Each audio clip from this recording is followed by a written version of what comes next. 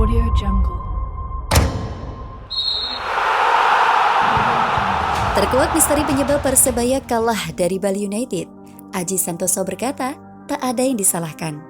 Sebelum kita lanjut, jangan lupa subscribe agar mendapat informasi yang terbaru.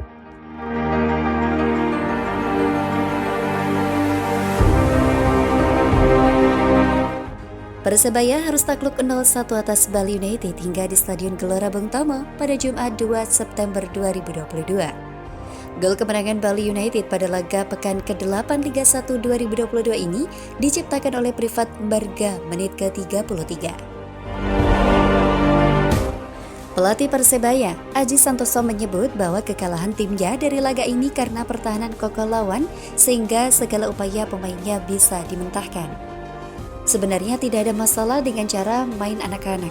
Sudah mengeluarkan kemampuan maksimal. Cuma saya akui, Bali pertahanannya cukup kuat dan mereka memang pemain-pemain yang sudah malang melintang di sepak bola Indonesia. Ungkap Aji Santoso usai laga.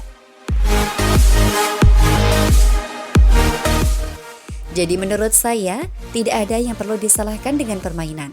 Mereka sudah mencoba mengeluarkan segala kemampuan. Tambahnya, Aji juga menilai ada beberapa peluang timnya di babak kedua yang seharusnya menjadi gol. Terutama di babak kedua, mulai peluang Sylvia Junior, Soya Mamoto, Ampan Noviandani, Koko Ari, dan Leo Lelis. Kekalahan ini menjadi terasa karena kekalahan perdana di kandang musim ini. 3 laga kandang sebelumnya tidak tersentuh kekalahan, 2 menang dan 1 imbang. Kemarin kami dapat poin tandang, sekarang kalah. Tentunya akan segera kami evaluasi. Saya sangat yakin akan ada evaluasi pada tim untuk kami lebih baik lagi. Tegas Aji Santoso. Ungkapan sama juga disampaikan oleh pemain belakang Persebaya, Rizky Ridho.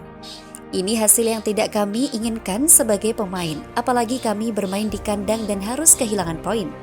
Ungkap Ridho.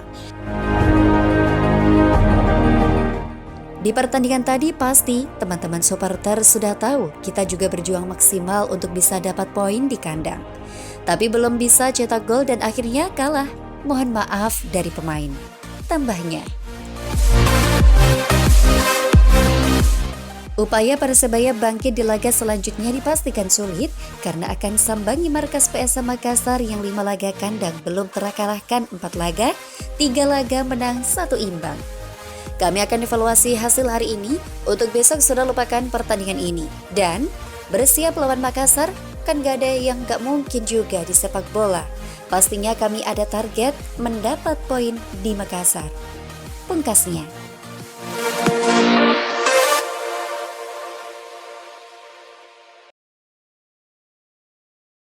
Audio Jungle. Dipuji bonek di debut perdananya, gelandang Persebaya Andre Octaviansyah minta jangan berlebihan.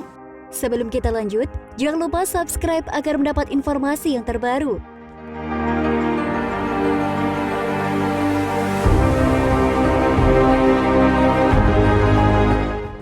Gelandang muda Persebaya Andre Octaviansyah mendapat pujian bonek atas penampilan apiknya saat Persebaya menang 0-1 dari PSS Sleman di Stadion Maguharjo pada Sabtu 27 Agustus 2022. Andre menjalankan tugas dengan baik, juga langsung nyetel dengan tim meski itu merupakan laga debut Andre bersama Persebaya di Liga 1 2022. Tampil selama 90 menit, gelandang berusia 17 tahun itu mampu meredam agresivitas gelandang asing PSS Sleman, Zé Volante. Sangat bersyukur karena saya juga pertama kali dan bonek Bonita cukup senang dengan permainan saya yang kemarin. Ungkap Andre. Untuk pujian dan apresiasi saya ucapkan terima kasih, tapi saya harap jangan terlalu berlebihan karena pertandingan masih banyak. Tambahnya. Di luar penampilan apiknya, pemain kelahiran Depok itu tidak menyangkal bahwa sempat ada nervous, apalagi ia langsung debut laga penting. Awal masuk lapangan memang sedikit nervous, cuma dari diri sendiri agak dibiasain aja supaya nggak nervous, ucapnya. Sebagai bekal, Andre katakan ia sempat meminta saran dan masukan pada pemain lebih senior yang bermain di posisinya, M. Hidayat.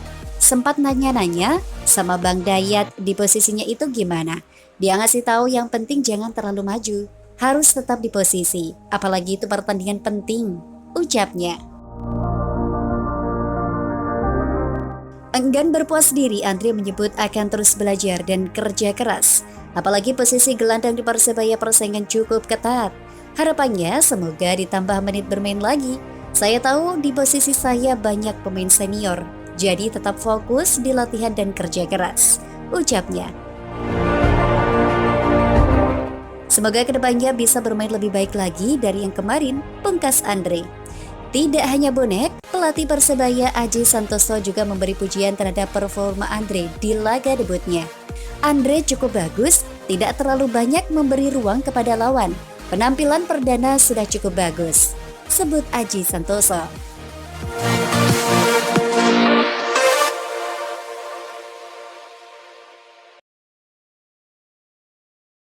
Audio Jungle. Jelang Persebaya versus Bali United 2 September 2022, skuad Serdadu Tridatu waspadai pemain bajul ijo. Sebelum kita lanjut, jangan lupa subscribe agar mendapat informasi yang terbaru. Jelang laga Persebaya versus Bali United yang akan digelar pada Jumat 2 September 2022 mendatang, bajul ijo sebenarnya memiliki bekal yang cukup bagus. Hal itu karena sebelum laga Persebaya versus Bali United, bajul ijo telah memenangkan 2 laga, baik kandang maupun tandang. Meski begitu, laga Persebaya versus Bali United bukanlah hal yang mudah. Pasalnya, skuad Serdadu Tridatu merupakan sang jawara bertahan Liga 1 di beberapa musim sebelumnya. Saat ini pun posisi Bali United berada di peringkat keempat klasemen sementara Liga 1 2022. Meski Persebaya Surabaya memiliki selisih 5 poin dari Bali United, ini tetap bukan pertandingan yang mudah. Sementara di sisi lawan, Bali United mengaku juga tak bisa menyepelekan Persebaya Surabaya.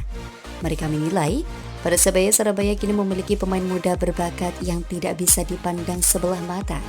Melansir situs resmi Bali United, hal itu seperti yang disampaikan oleh pelatih Stefano Cugura. Skuad Serdadu Tridatu lebih dulu bertandang ke markas Persebaya Surabaya. Skuad asuhan Coach Tako itu harus tetap mewaspadai kekuatan tim asal Jawa Timur tersebut. Sebab dalam sepak bola, apapun bisa terjadi ketika suatu pertandingan telah berlangsung. Persebaya musim ini kehilangan beberapa pemain bagus. Tapi pada kompetisi saat ini, mereka juga berhasil datangkan beberapa pemain bagus yang mesti diwaspadai. Jelas pelatih kepala Bali United, Stefano Cugura. Selain persiapan tim dari segi fisik, teknik, dan taktik untuk mempersiapkan pertarungan di lapangan, nyatanya luar lapangan asupan gizi makanan juga sangat penting. 2 kemenangan beruntun bikin Persebaya Surabaya kini berada di posisi ke-8 klasemen sementara. Tim besutan Aji Santoso itu kini sudah memperoleh 10 poin dari 7 pertandingan yang telah dilakoni. Perolehan itu hanya terpaut 5 poin dari posisi papan atas atau 5 besar klasemen sementara. Tantangan yang harus dihadapi oleh pasukan muda Persebaya adalah sang jawara bertahan Bali. Serdadu Tridatu saat ini masih bertengger di posisi keempat klasemen sementara dengan 15 poin.